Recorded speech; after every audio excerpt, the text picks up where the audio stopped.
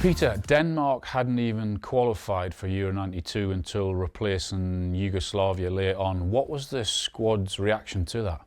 Well, first of all, the narrative is that we were on the beaches and we were already on holiday, and it's not completely true. Me personally, completely switched off for football. But of course, then it happens, and then, that carried a lot of responsibility. Denmark's tournament seemed to really take off after upsetting France 2-1 in that second game. That must have given huge confidence to everyone. We played that game against Russia, we played the game against England, we played against Sweden. We felt we played well enough to compete. So you come up against a team like France, that at the time were the pre-tournament favourites.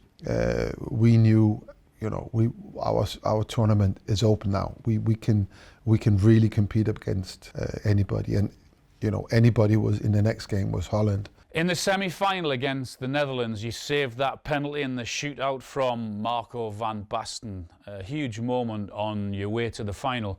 Had you had the chance to even study their players and their penalty styles? We played a really good game in that against Holland. We were 1-0 up, we were 2-1 up. Got picked back both times. We're a better team than Holland on the day, but of course the star players they had, Rijkaard, Van Basten, Ruud Gullit, Dennis Bergkamp. But of course you take it to a penalty shootout, and from a goalkeeper's point of view, I'm just thinking, it's 5 shots. All I have to do is to save one. That gives us a chance. So that's my focus, and as soon as it goes to penalty shootout, I just decided that I'm going to do this on the 5. So regardless of who was stepping up, I already knew what I was going to do. And the thing about penalty shootouts is that me as a goalkeeper, I have no control. You as a striker, you have all the control. You decide. I have no control. So because I wanted to have a little bit of control, I kept it random. So the randomness was over. So it was decided before the penalty shootout even started, and I wouldn't know who was taking them and in what order. You faced a really confident Germany in the final. How did the squad approach that game? You've been in tournaments yourself. You know what the preparation time is, and our squad was worn out. So by the time we got to the final, we've kind of lost some players. Okay, Henrik Andersen, he got a really, really bad injury. So how did we approach that game? Well, we were looking forward to it, but we also struggling with so many injuries, and it was questionable of what team we could put out. So in terms of preparing for the game, that wasn't, as far as I recall, not really a lot about the football. It was all about who can be fit.